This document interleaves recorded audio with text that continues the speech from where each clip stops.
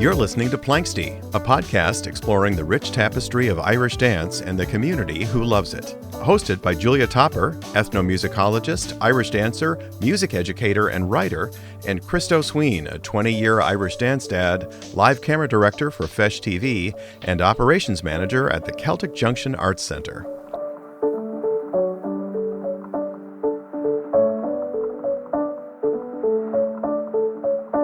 Hi, Julia.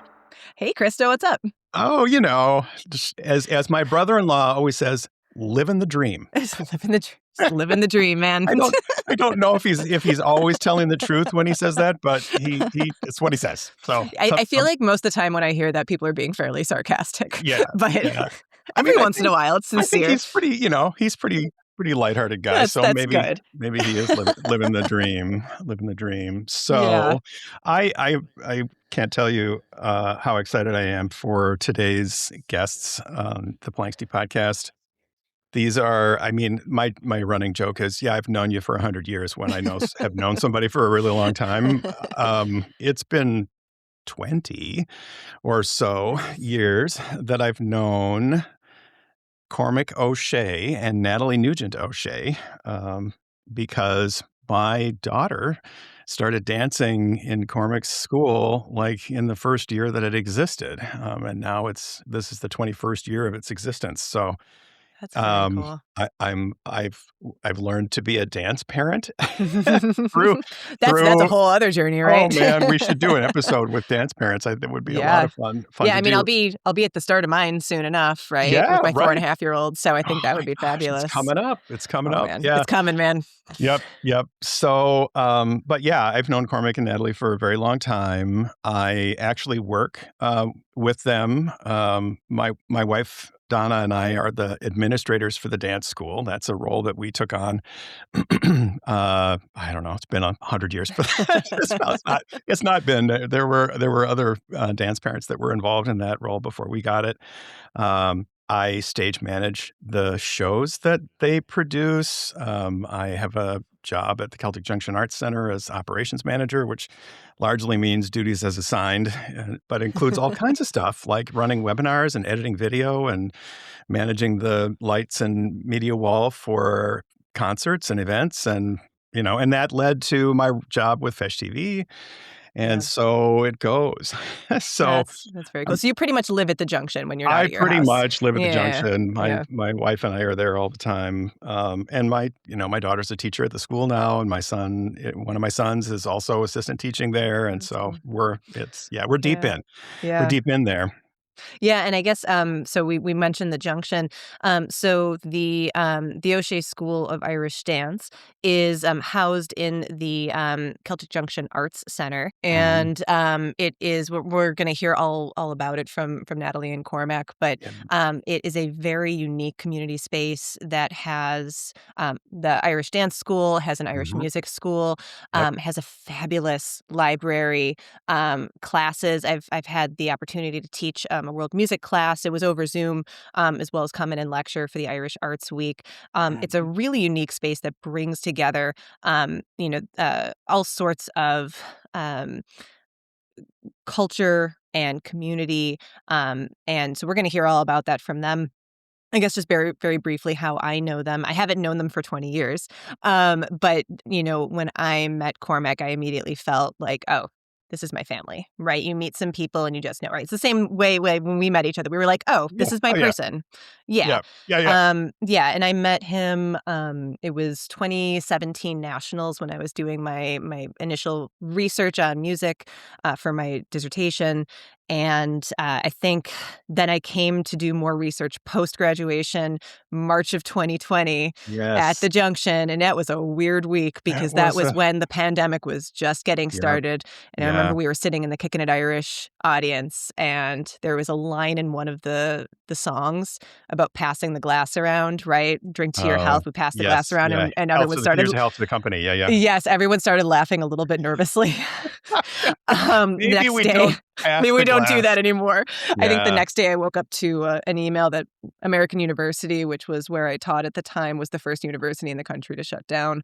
yeah. So, that was an interesting experience. Yeah, we ended up stopping that run. Yeah, We were so I don't mean this isn't the episode about the pandemic, but just sure. to share, like we were all so optimistic.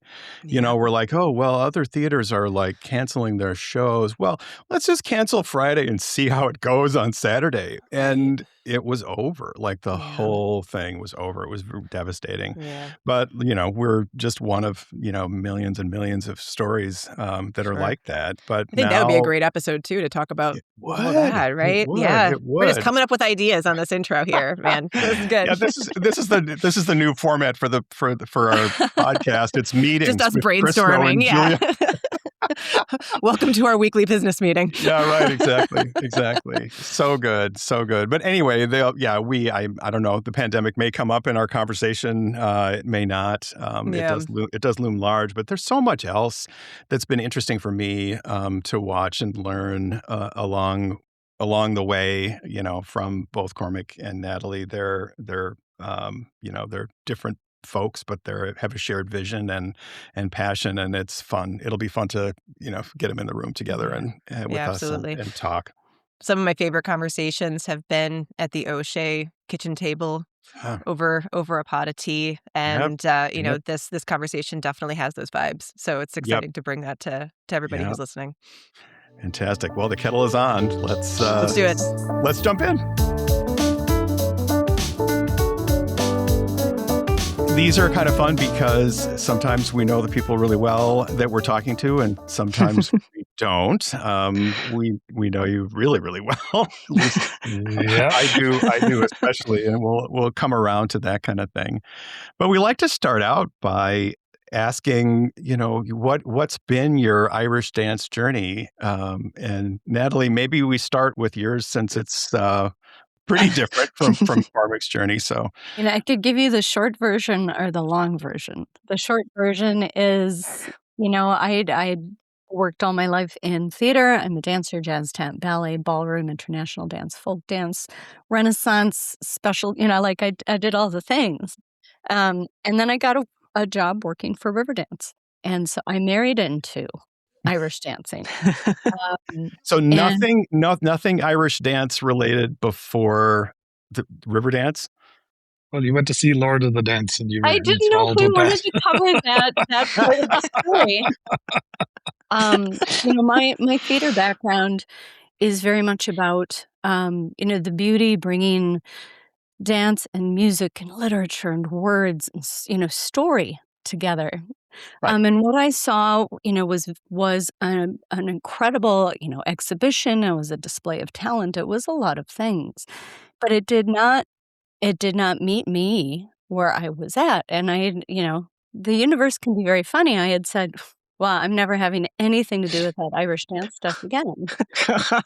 Famous last words. Oops. That fork in the road was and the universe loves to give you lessons. And so it sent Cormac my way. And, I suppose you could say is the long and short version. And I did not intend to stay long with Riverdance. I just was going to go in and out. But it paid the technicians very well. So my background was in lighting at that time doing it and not in the dance. And I was saving up for an apartment in New York, actually. To be very specific, because the theater company that I worked with was Theater M in New York, someone now I've worked with for 35 years on and off. But I was waylaid on those plans, and kind of the current of Riverdance swept me away, as did the tall, dark-haired man. Well, he used to be dark-haired man here. Sorry, honey. Yep. Right. Men of a And certain so age, and I'm much older than Cormac, but yes. I was one of the many that got swept up in the current. And, through Riverdance it was story, it was mythology, it was something much deeper and much more powerful to me. Um, and I can see, having spent the last 20 years of my life then helping to run an Irish dancing school, working with the youngest of kids, back with my jazz, tap, ballet, dance experience, I could teach them all day long. I find it absolutely fascinating. And so it's not my medium, it's not my legacy.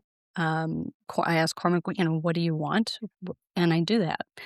So that's not a real typical thing for me. I'm a very driven, artistically minded person, but I don't mind what I'm teaching when it comes to Irish dance because it really is about the teaching itself and what's imparted to the children and how they can embody that. I think the deep learning is really what keeps me going.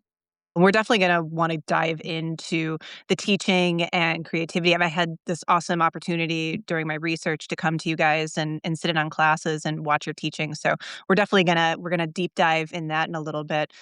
Cormac, do you want to tell us your story? Born into it? Yeah, by birth, like really, Irish dancing was it really was my mother's biggest passion. She discovered it when she attended school. There was a nun who taught Irish dancing in her school in Loreto College in Dublin. And she was hooked from a very young age. And remarkably, it took such a central role in her life.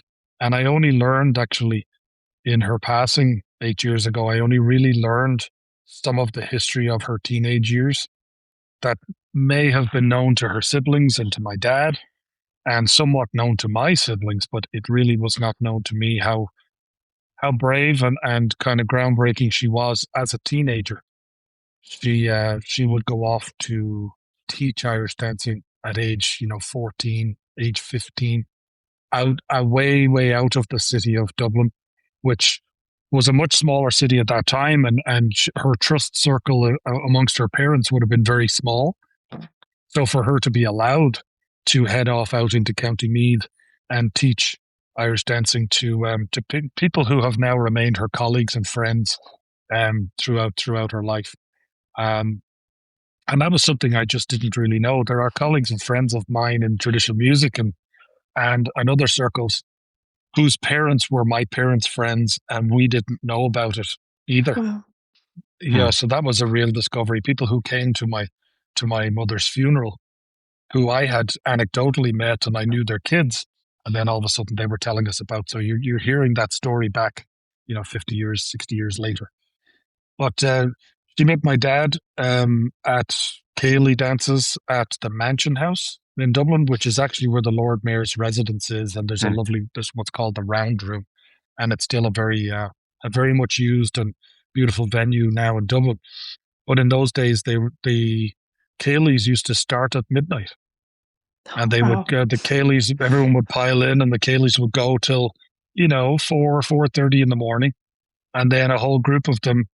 They were all pioneers, which means that they had taken their oaths not to drink, and they would go to Clarendon Street, which is just a street or two over, and they go to mass at 5:30 in the morning or 5 o'clock in the morning, and then they would go home, and that met with a lot of resistance from my grandfather, who was a disciplinarian. He was a guard all his life, and he did not take to his daughter being out until she thought she was gallivanting, until 6:30 or 7 o'clock in the morning when the sun came up. And so that led to some conflict and interpersonal challenges between them at that time. But he was very, very, also very proud of her as an Irish dancer. I think my grandmother was the one that recognized my mom was so interested in it. And she used to secretly send my mom to dance classes and then secretly bring her to dance competitions. And all without his knowledge, which was, I think, easier for him and maybe easier for everyone. So from that, they met and they went on to open. Well, they got married, and they had around the time when they had my sister. She was a young baby. They decided that they were going to start a dancing school. So they bought a house. As far as my grandfather was concerned, it was out in the sticks. It was in the countryside. It was only 7 miles from his house in the middle of the city in Crumlin. But myself and my mother and father bought a house, and they started teaching in a little small parish hall in Clonsilla. in 1971. So from there, neither of them were of any great dancing prowess or success. They didn't compete at any kind of, large level, but together a they forged a partnership which led them into very high level competitive Irish dancing, and the rest is history, as you can say. They went on to become two of the most synonymous names with competitive Irish dancing. My father got very involved in the Irish Dancing Commission grew out of an organization really called the Gaelic League, or Conran na Gaeilge. And my dad joined that when he was 18 years of age, and he was a passionate Irish speaker, and he remained as part of that organization all through his life. And then on Commission or Gaelica, or CLRG as it's known in the Irish dancing circles, started out as a committee of that, and then became its own organization, standalone organization, as part of that. But it was always and still has an absolutely close tie. Your membership route into CLRG is still very connected to Conran na Gaeilge, and it's hard for people to understand in today's terms how relevant that is. But that was the founding organization that led to it. So my father went on to be chairman of it for almost 11 years. He ran most of the competitive events through his life. He was chair of the Oireachtas, I think, for 20 straight years. Oh, wow. And now it's a job that sort of rotates around about every 2 years or 4 years. You kind of sit in the Oireachtas committee, and I've not been chair, but I've been in those roles. Yeah. And he went on to stay with that for a long time. So it really became their life's work. My mother's passion till the day she died was to teach. She was devoted to it in every way, and she couldn't give it up. There was no part of her. There was no sense of letting it go. And her illness in the end was sort of the thing that allowed her the space to go, well, she only ended up with a few months really to herself in the end, but she was still coming back, and she was still mad passionate about it even to the end. Why? So not a lot about me, but more about them, because that's where it came from. That's great. Yeah. As I recall from what you've shared with me in the past, Cormac, you started even teaching classes as a little kid. The dance school ran Monday to Sunday. I mean, it was if you were teaching 6 days a week, which my mother did, then you would be at a feis on a Sunday. And somewhere in there, mass was part of it, and somewhere in there, eating was part of it, and somewhere in there, your homework got done. But it really was, my mother, she taught 6 days a week, and she was very happy to do so. I used to go, the first class that I taught with her was after school on a Thursday. She would start at 3:00, and I was finished school at about 2:45, so I'd walk home from school and then walk down to the school. I'd usually get there a little bit late. But I had a class of my own then at about age 7, maybe turning 8. I would take usually maybe a dozen kids into a side room and try to get some steps into them. And that was how my mother worked. She was very much about, breaking out into groups and working on that, because it was one kind of a gym hall. And it was like the foyer of the gym hall. Go take those kids and teach them another step or another dance. So that's how it kind of began. And then they had so many different classes, so you were always part of it. My brother and sister, long before me, were up to their neck in teaching. My sister is 8 years older than me. She was instrumental in my parents' dancing school and instrumental in their success. She was completely, the firstborn of the three of us, and incredibly talented at it, and had such a choreographical mind. So at a very young age, she would have been held largely responsible for the creation of material and steps and choreography. Because, my parents at that stage would have been in their 40s, and Irish dancing for them, it was evolving so fast that the Irish dancing they would have done as children was barely relevant to the Irish dancing my sister was capable of doing, and her fellow dancers. And then my brother after that, and then me as the youngest. I had no idea that you were teaching that young and doing all of that. That's amazing. Yeah, and it that just seemed kind of normal, and then in our children's upbringing, we would have sent them to go teach a step to someone it might not have been a class by themselves, because I think we view the world through a different lens nowadays. Yeah. We view everything through child safety and through who's responsible and who's the adult and how many adults per child and all that kind of stuff. That just wasn't the lens through which anybody viewed the world. They would have been delighted that their children were getting getting the attention and would come out of a class with a step. But I mean, from my point of view also as well, we could teach a step to a child and they knew that step at the end of that lesson. Like my mother's trajectory with a dancer was basically, if they started in September, by Christmas, they would know 4 dances, maybe more. 4 would be like a low expectation. They'd know their reel, their jig, their slip jig, their single jig, and they'd be starting hard shoe by January and so on and so on. And they would be well into their grades. But they probably didn't do ballet and soccer and, saxophone and every other thing that they're doing, They probably just, this was the thing they did. Yeah, it's definitely changed. I mean, my teaching experience is so much more limited, and even in the 15 years or so I've been doing Irish dance, like I've seen a huge difference in how much beginners are taking into themselves and embodying and being able to remember. I think there are so many things competing for their attention. Yes, I could add to that, and they come, with a different understanding of their bodies and natural core strength.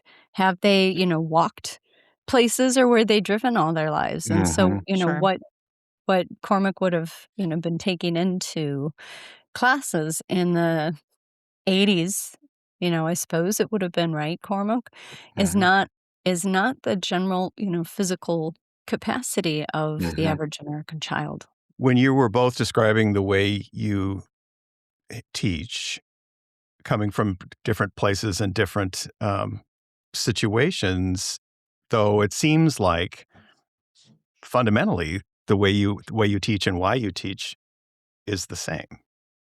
Maybe you've got different approaches, but that's a good mix for the school. There's different ways we approach it. Yeah, same goal, but different approaches. I would agree. Yeah. I would have loved to be able to do Irish dancing. Growing up in Minnesota, I had never heard of it. I didn't know about Irish dancing until I was studying abroad in London, and it was 96, and I saw all the posters all over, all the big, long escalators in the subways. And I thought, well, I'm curious. I'll go find out what that is. And that's when I flipped a coin. Do I see Riverdance or Lord of the Dance? It came up Lord of the Dance. That's the one I saw at the London Coliseum in 1996. Not knowing what that was, I approach it in a very, very humble way. And I suppose when a child walks in, that the very first thing that they need to actually be there, present, try and connect to their bodies, get comfortable moving in a space, trust that they're safe. Like this is actually maybe more important just in the last few years, because what we're teaching now are post-COVID babies, and it's very, very different. My approach, I have to just say real quick that I was taught by Cormac's mother as well, so that I went through the terror and of that gaze, the leonine gaze. She was no small woman. And it was so interesting because I did a good rhythm. And she's, now fix this, now do this, now make sure you change this thing. And I'd get to the end and she'd just go, And that was approval. And I knew it, and that was okay. Okay. Yeah, absolutely. So when I approach it, it really is to try and get the kids to be in their bodies, to be regulated, to be somatically connected. And then they find that little joy. And as they learn to trust themselves, then they can trust what they do in the room. And do they all make it through? Absolutely not. Some kids, I think it's good practice for anybody to do any kind of athletic form or dance form or movement form. It's incredibly important for us to connect deeply with ourselves, to respond to music, to do that in community with each other. I mean, that's the power of like indigenous wisdom. I think because I approach it that way, take the child into consideration. How do they learn? they all learn very differently. In that way, you have to teach all the different ways. How do they learn? And then whoever walks in that room is just as important as the other one. Now, that is also not institutionally, the way that things normally go, but at the level that I work, that's the most important thing to me, is that the kids really can come and be, and that not everybody needs to become a champion or become excellent. So, and maybe, I don't know if Cormac's mother would have agreed, with that. She was a very exacting teacher, but right now at our time in this world with the people coming through the door, it feels like really important work. And when the kids leave, whatever level they choose to get through, with me and moving on to more complicated things now exclusively with Cormac, I suppose, becomes almost more coaching, that hopefully I've given them skills to figure out how to be in their body and how to learn sequencing and how to learn core strength and how to learn just really, basic, I think, human skills that get lost a little bit along the way right now. Yeah. So in your school, just to kind of set things up for folks, can you describe the course that students go through? So what is the sequencing, I guess, there? So we have an assistant teacher who's trained in ballet and has actually been with us for 15 years. She is a St. Paul public school teacher. She is incredible lady of wisdom and patience. She starts the kids with kind of music and movement. Very, very basic stuff. And then they progress through and out of that at varying rates. Sometimes Sarah will understand very quickly, this child should go to Natalie sooner rather than later. And then sometimes it just takes more development. That usually starts at age 3, potty trained, able to kind of cope with the separation from mom or dad or both. And it's a gentle process, and it's a little earlier. Like, nobody started dancing in my parents' school really till they were going to school. But that's all changed because you don't have access to children unless you start at that age. And that's a parenting thing. And that's a societal change in that whatever they get into at a young age seems to be the track they go on. And if you don't get them at age 3, you have no hope of getting them at age 5 or 6. The process of going through Natalie, she tends to concentrate on the beginner steps. So it's literally the learning how to learn process, learning it's same way as a preschool teacher and into a kindergarten teacher and into a first grade and a second grade teacher. It's that process of learning how to learn, teaching them about their bodies. I have the privilege then when they come through, there are so many expectations that have already been fulfilled. There's they just have an awareness of themselves, of their body, what they're right and their left foot, you hope, and what's up and what's down, what's forward and what's back, and I can remember very vividly back to teaching in my parents' class that none of what they taught at the early stages needed to cater to any of that. Because most kids would be 5 or 6, rarely a 4-year-old. Like, we were the kids of the teachers, so we would have started younger. Just because there was like, I'll bring you to class rather than leave you at home. But it's a vastly different landscape. And I think my mother would have found it particularly hard. She would have found that the challenges that kids come to dancing with are very pervasive in their ability to actually excel or to push forward with it. They're coming with life challenges, and they're coming with learning difficulties, and they're coming with distractions, as you said, Julia, earlier. Their parents are terrified that their child won't have played an instrument, sung in a choir, played 3 sports, and done something of cultural value. And there's all this kind of pressure, societal pressure to expose your child to all these things and keep them at it. And in the end, it just leads to pretty overwhelmed kids that are dragged from A to B to C to D. And kids are trying to, stuff some food into them before they get into class, or they're hungry. And those simple basic needs, it's very challenging. They're driving to the studio. Like we could have located ourselves in multiple locations around the city. And as a smart business person, that would have been a much smarter thing to do. We had very candid conversations about that. And we chose to centralize ourselves and have people come to us. And over time, I would say that has limited our ability to access or to reach a broader audience of children in the Twin Cities. But it has been the right choice for us. Our interests are wide and varied beyond just teaching Irish dancing. And we are very closely associated with an Irish traditional music school, which we've housed in the same building.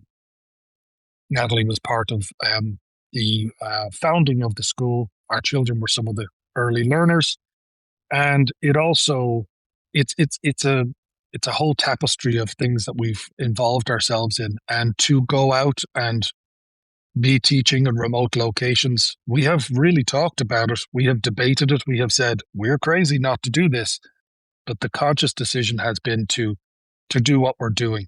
And there are positives to that and negatives to that, but the children they're the center of our lives, and it's something that you don't realize it until you're separated from it, and then you come back.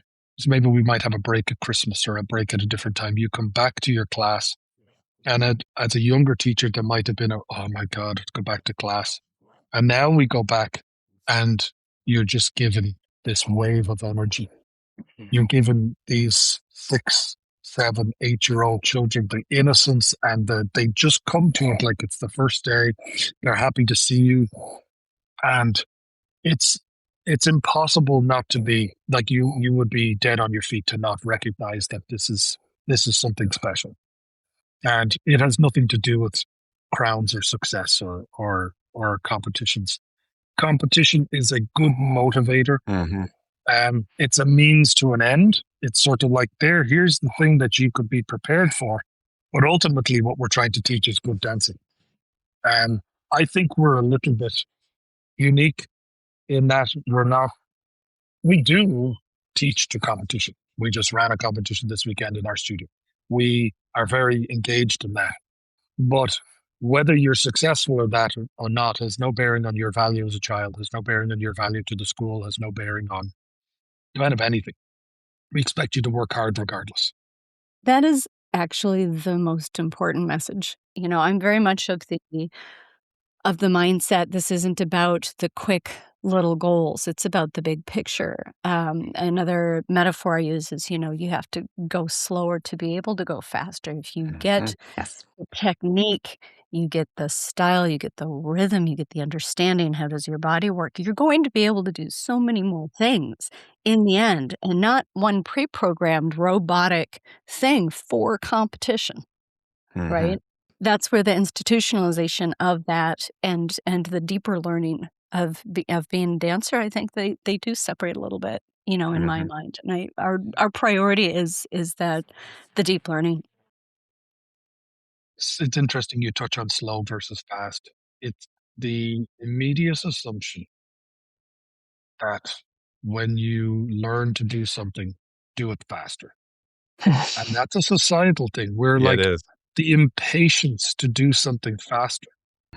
Learn how to do something slowly. You're eliminating the errors. You're eliminating the things that you're not able to do. And then what you're left with is this whole sequence of things that you're really good at. And I said, there's no point in being really good at most of the things, because unfortunately, people will look at the things that didn't go well, and then that becomes the baseline of what their opinion of you is. So you can select only the things you do well, but that's a very boring life in a very narrow lane. Or you can just become more proficient at doing more things well, and then you have a greater tapestry of things you could choose. And I'm a big part of having them be involved in choosing what they do in their step. Why would you do hop versus this and that? And they will often choose the more fancy thing or whatever it is, but then recognize maybe I'm not ready for that. And again, it's so much to do with slowing down.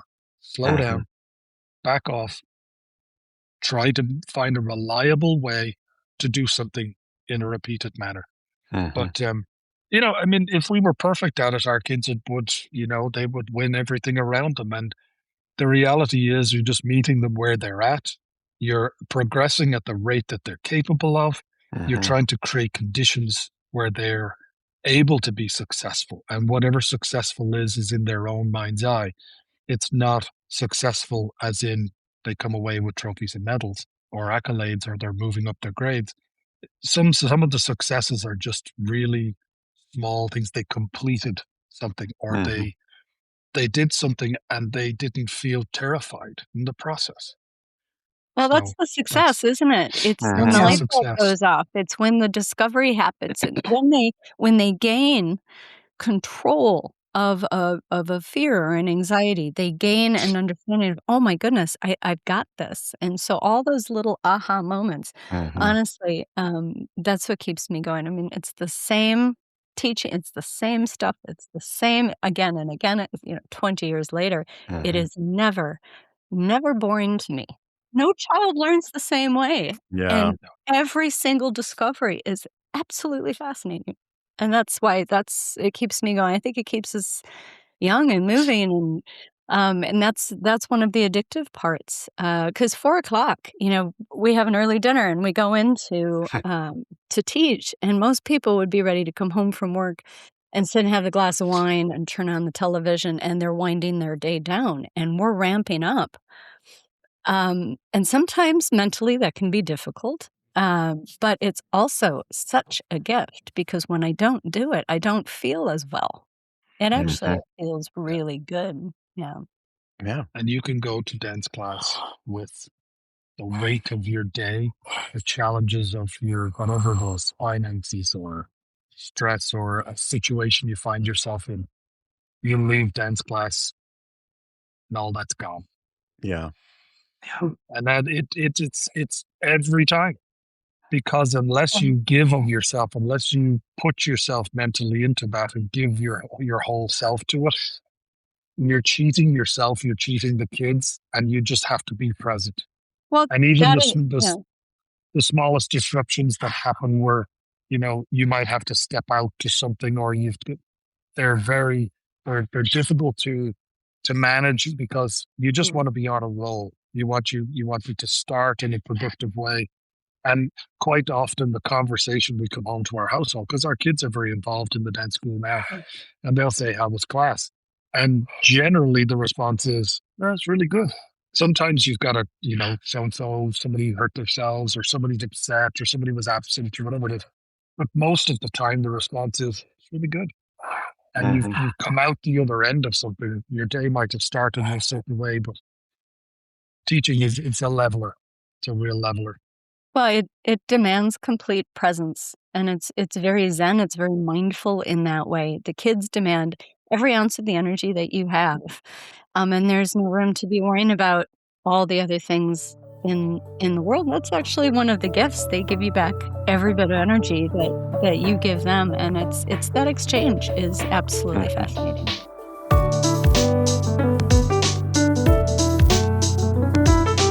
Thank you for listening to the Planksty Podcast. Our technical producer is Kristo Sween. Our managing producer is Julia Topper. Theme music composed and performed by Sean O'Brien. New episodes drop on the 17th of every month.